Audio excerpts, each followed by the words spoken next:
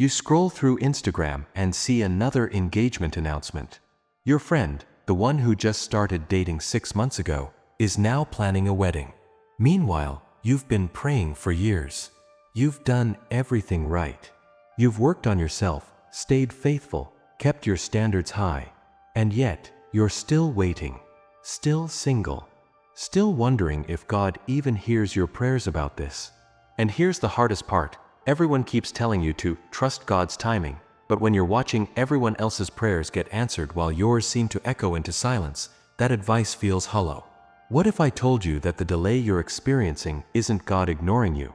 It's God protecting something precious in you. There's a unique kind of loneliness that comes with waiting for a relationship.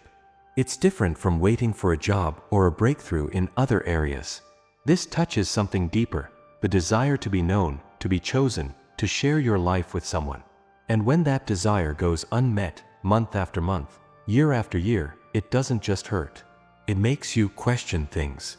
Is something wrong with me? Am I not good enough? Did God forget about me?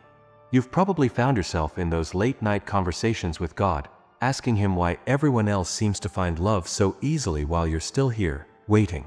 You've watched friends who seemed less ready, less spiritually mature, find their person, and you're genuinely happy for them, but there's also this quiet ache that whispers, "When is it my turn?" Here's what you need to know. God's delays in this area are not random, and they're not cruel. In the book of Genesis, we read about Jacob who worked 7 years to marry Rachel, and Scripture says those years seemed like only a few days to him because of his love for her. But here's what's profound. Those weren't wasted years. They were formative years. They were years that shaped him into the man who could sustain what he was asking for. The waiting you're experiencing right now, it has purpose. Not just vague, spiritual purpose, but specific, intentional purpose. Today, I want to show you 3 hidden works God is doing during this delay. Works that will transform not just your future relationship, but you. Because what if the delay isn't about punishment at all? What if it's about preparation for something better than you're even asking for? Let's start with the hardest truth. Sometimes God's "not yet" is actually His protection. Proverbs 4 verse 23 tells us to guard your heart, for everything you do flows from it. But here's what we often miss. Sometimes God guards our hearts by guarding us from relationships we're pursuing. You might be thinking, "But I know what I want. I'm ready." And I believe you feel ready. But there's a difference between wanting something and being prepared for it. There's a difference between the version of love we imagine and the actual work that real, lasting love requires. Here's the reality. Unhealed wounds attract unhealthy patterns. If you haven't dealt with your fear of abandonment, you'll be drawn to people who are emotionally unavailable, because the familiar feeling of chasing someone who's distant will feel like chemistry. If you haven't worked through your need for validation, you'll be attracted to someone who love bombs you early, making you feel special, only to realize later they were reflecting your wounds back to you, not offering real love. Think about it this way.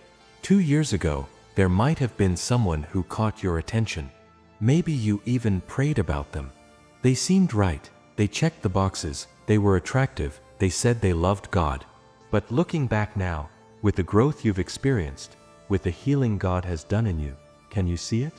That person would have derailed you.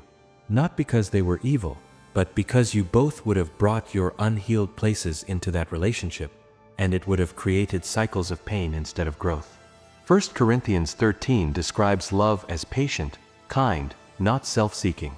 But you can't give what you haven't developed. You can't be patient in a relationship if you haven't learned patience in the waiting. You can't avoid being self-seeking if you're entering a relationship from a place of desperation, needing someone to complete you. God's delay is often His protection. He's keeping you from the relationship that would have felt good initially but would have cost you your peace, your purpose, maybe even your faith.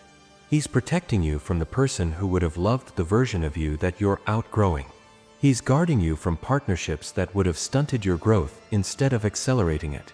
And this isn't just protection from bad people. Sometimes He's protecting you from good people at the wrong time, from connections that aren't bad, just premature, from relationships that would be built on who you were instead of who you're becoming. But protection is only half the story. Because while God is protecting you from the wrong thing, He's simultaneously preparing you for the right thing. Let's talk about Ruth for a moment. Her story is one of the most beautiful love stories in Scripture, but we often skip over the most important part, the waiting. Ruth was a young widow in a foreign land, working in fields, caring for her mother-in-law, living with uncertainty about her future. But watch what Scripture emphasizes, her character during the waiting. Ruth 2 verses 11 to 12 shows us that Boaz noticed her reputation before he noticed her beauty. He had heard about her loyalty, her work ethic, her faithfulness to Naomi. The waiting season wasn't wasted, it was the season where her character was being displayed and developed. God is doing the same in you right now. The waiting isn't passive. It's not empty time. It's the season where He's developing in you the very qualities that will sustain the relationship you're asking for. Think about patience. You can't learn patience when everything happens on your timeline. You learn it in the waiting. And you'll need that patience in marriage, patience with your spouse's growth, patience in conflict, patience through seasons where you feel disconnected. Think about self-sufficiency. Right now, you're learning to manage your emotions, your loneliness, your life without depending on another person to complete you. That's not a punishment, that's preparation. Because the healthiest relationships aren't formed from two incomplete people desperately needing each other. They're formed from two whole people choosing each other. You're learning emotional security. You're discovering that your worth isn't determined by whether someone chooses you. You're finding your identity in God, not in being someone's partner. And when you finally enter a relationship from that place, you won't bring the neediness that suffocates love. You'll bring the security that allows love to breathe and grow. You're developing spiritual depth. Right now, your relationship with God isn't shared, it's entirely yours. You're learning to hear His voice without filtering it through someone else's opinion. You're building spiritual disciplines that won't crumble when life gets complicated with another person's needs and schedules. Here's the psychological reality. We attract people at our level of emotional health. If you're desperate, you'll attract someone else who's desperate, and you'll create a codependent relationship. If you're insecure, you'll attract someone who needs to control, and you'll create an unhealthy dynamic. But if you're whole, healed, and secure in God, you'll attract someone who's on that same journey. This is why Jesus said in John 15 verse 2 that the Father prunes every branch that bears fruit so it can bear more fruit. The pruning feels like loss. It feels like delay. But it's actually preparation for greater capacity. God is expanding your capacity to love well, to communicate clearly, to set healthy boundaries, to offer grace while maintaining standards. The person you're becoming in this waiting season is exactly the person who will attract and sustain the relationship you're praying for. And while He's working in you, He's simultaneously working on something you can't even see.